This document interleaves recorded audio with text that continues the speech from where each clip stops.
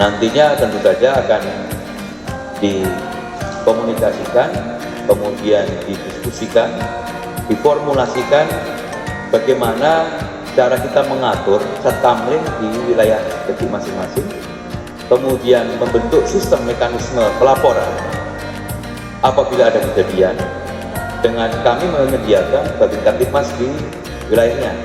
Kemudian yang paling terakhir adalah terjalinnya sebuah komunikasi, koordinasi yang lebih cepat untuk kemudian mengantisipasi, kemudian menyelesaikan sebuah persoalan yang terjadi di wilayahnya masing-masing.